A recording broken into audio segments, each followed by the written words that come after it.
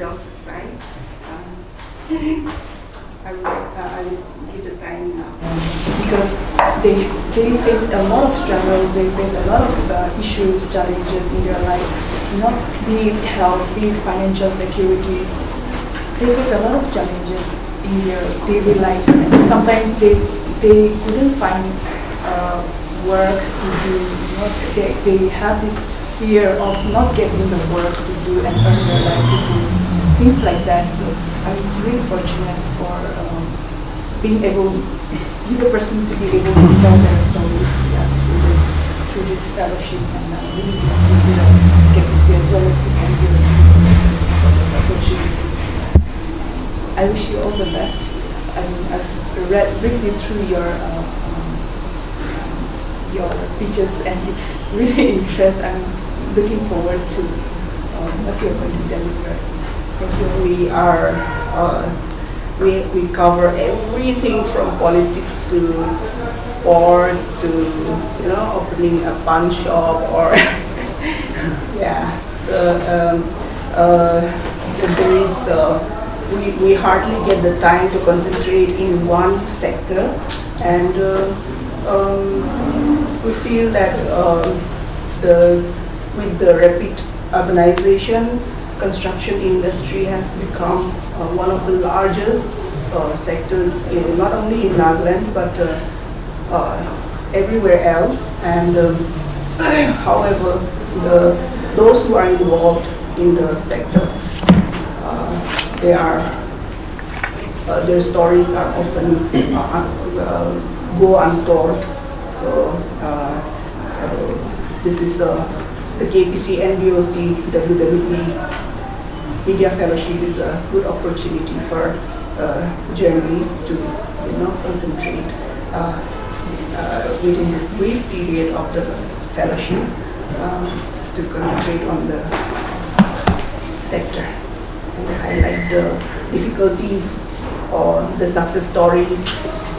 There are so many things to be told. So, yeah. Once upon a time, their stories were least heard of or written about.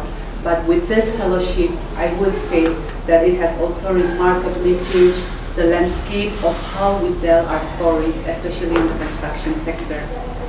I would like to think that this media fellowship has also unleashed the hidden potentials of the media fellows in the past, as I am sure it would for the newly selected media fellows of 2025 to produce stories that are both enriching and impactful. We are into our 4th edition of the Media Fellowship this year, as our president has already mentioned. And since its inception, we now have a total of 14 journalists across the state who have and will experience the exclusive joy of getting a special grant to write stories that goes beyond regular reporting. This has been made possible all through the generous funding of Nagaland Building and other construction workers welfare board. And I really want to thank Sir Chubayangner, the CEO of Nbocwwb, for personally taking keen interest in ensuring that we could run this fellowship for 4 years in a row. And I really hope that we will carry forward this association in the years to come as well. With this, first I want to congratulate the newly selected Media Fellows of 2025, Chizuko Vero, who has 25 years of experience in the field, and Yarden and Shong Mo, I believe, are relatively fresh, but given the tremendous potential, we are very excited to kickstart this year's Media Fellowship, and we wish you all the best and look forward to your stories. Common Service Center becomes a very useful tool for us because they are spread all over. And on our behalf, we have signed an MOU, and then on our behalf, they do our job. Of course, there is a little fee involved there because it's a business module. But the villager, rather than coming to office, supposing from Chipobuzo area, someone coming to office, they'll have to hire a taxi and come or do some arrangements. There is monetary involvement there. Why we have taken on board the CSCs on board is because there are CSCs around, common service centers. the village level entrepreneurs. So instead of coming to office, they can approach them, give a fee of 30 rupees and then upload everything for us. You know, that's how we are trying to get them towards the revenue. And now for educating the CSCs and our operators, we have come up with actually brochures, step-by-step brochures. But what I have realized that our people have become so lazy to read. Now, even though we upload in the website and then when they ask us about certain things, we always tell them, no, it's already there. The step-by-step, you just go in. But still it was not working. So I said, now then let's go for visual. Small videos of that brochure that we have. Then the tickets, whenever they have an issue, in the form of tickets, they will put up in the website, our website. It has gone down to 80, minus 80% now. When we came up with the visuals, video banagena, auto step by step to video banagena, they eagerly listen to that. Now instead of reading through the brochures, they would rather listen to videos. So that's how the tickets have gone down by 80%. Otherwise, our service providers, they have to resolve the issues on and on daily. It was a hectic job. But now it is almost zero now. Only larger issues which the videos that we have uploaded cannot handle, only those are coming to us now for, in the form of complaints or things like that. So I was thinking, if KPC could come in there also. Now you are writing stories of those conditions, I should say. But now, can we turn back and do something which will educate this target beneficiaries? We are finding it very difficult to educate them. At the most, we can organize one block level workshop. That also, from time to time only, it's not a regular feature because it becomes a very expensive exercise. Calling all the village functionaries and sitting over in the block and so it becomes a very expensive exercise. So when we have all these platforms, I was thinking, what if we could think about something through which this media fellowship only, but if we look at from our point to the target beneficiaries, if you could think about that, it's just a raw thought that I'm just bringing in. It will be better to decide on that. That is one thing. Today I am so happy to have someone from Nbocwwb. You can see when it comes to building another construction sector, the workforce is from the eastern side. Okay, we have done a lot of exercises. We, the so-called forward tribes, different set of people are interested in different, job roles. So what I have found out is all my trainings and all this, I mostly focus on the eastern side because we have that required workforce from there. Why I say that is because for them, if we train them, they straight away go get into this job role, and then it becomes a part and parcel of their life. Okay, that's the reason why we can see all construction workers are from eastern side. You can hardly see some forward tribe, because so-called forward. I don't want to mention this, but that's how it has been demarcated. So they come with a heart to learn and make it a part of his life. Okay, livelihood. The so-called this side people, from the beginning, most of them will come and say, "Sir, it's training PCT keep on." So the thought, the mindset itself is wrong.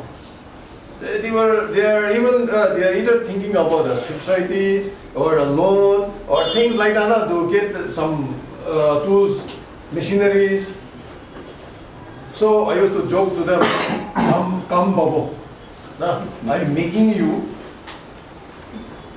I am building you up to get job.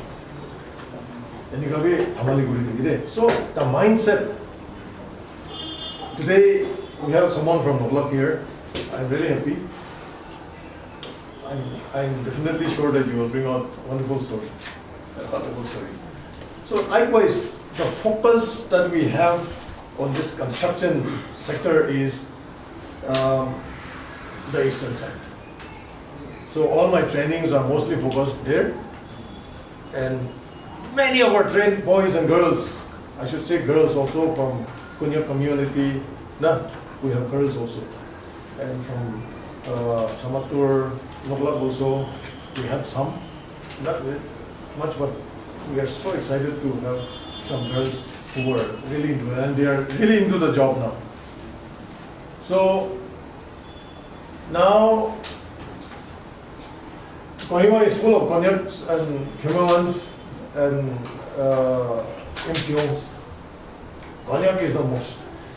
Nbocwwb is filled with Konyaks, all construction workers. So we are so happy to see them. Okay? And most of these boys and girls, they are trained by us. When we are saying trained by us, we need not have trained them directly, but the people that we have trained, we call it indirect training, okay? We train 10 of you, supposing. You go back to your job, you will hire chogalis to work with you.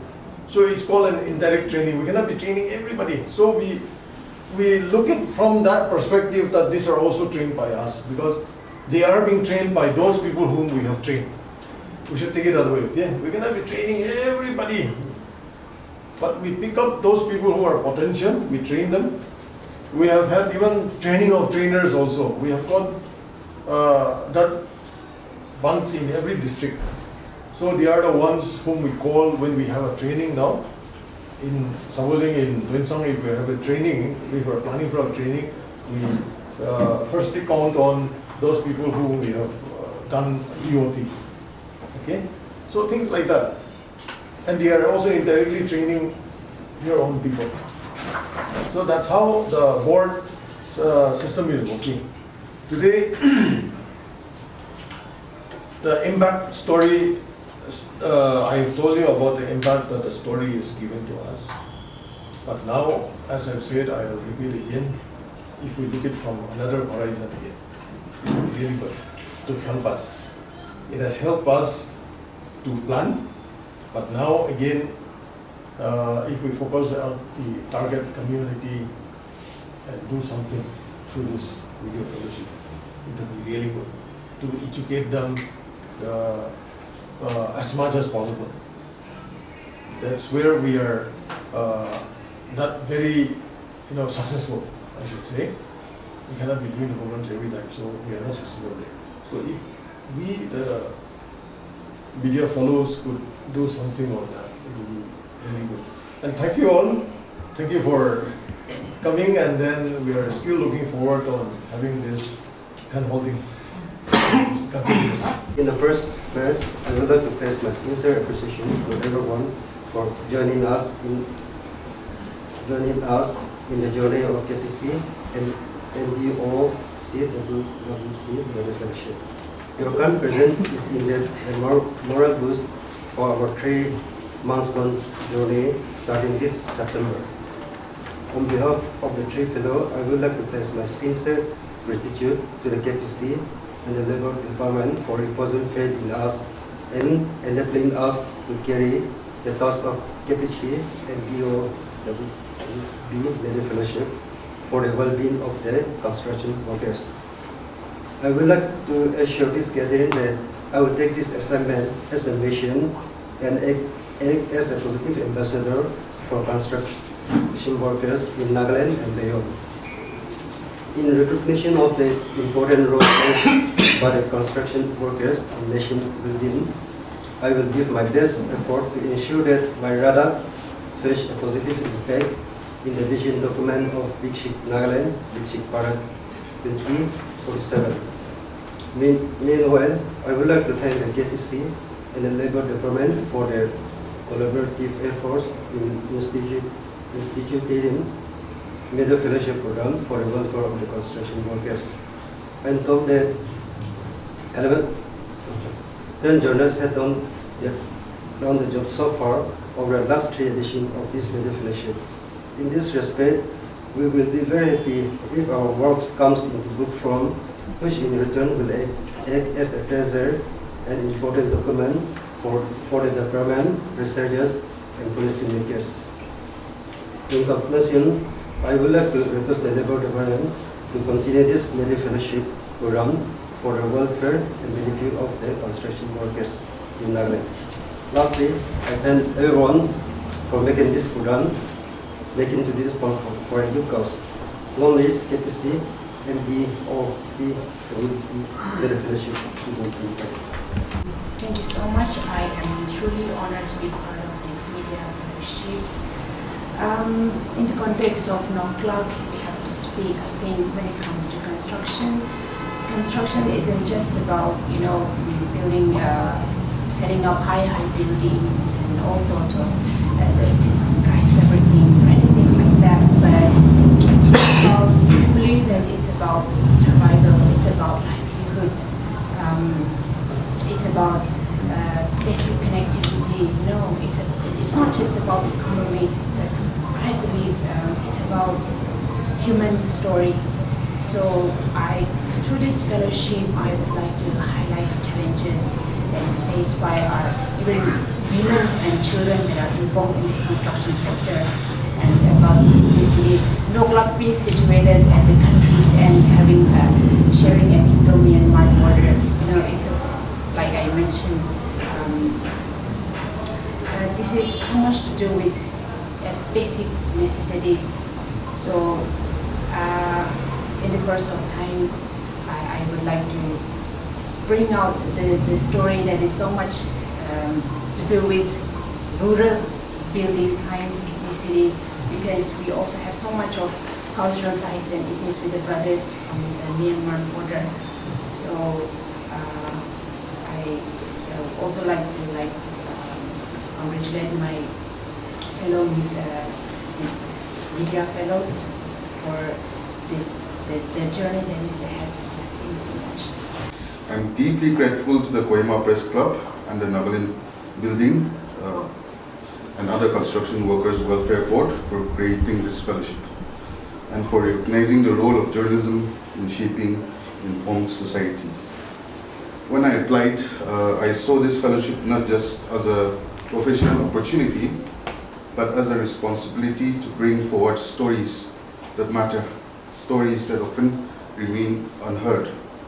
Journalism for me has always been about listening carefully, telling stories with honesty, clarity, and sensitivity. This fellowship is a chance to deepen that commitment. I hope to use this opportunity to explore issues that affect people at the grassroots, not just in the headlines, but through their lived experiences. I look forward to learning from my fellow recipients as well, and because each of us brings a unique perspective, and together we can enrich the discourse on development, society, and people's struggles. Finally, I thank the Fellowship Committee once again for this opportunity and for entrusting us with this responsibility. I assure you that I will carry it out with sincerity and dedication. Thank you.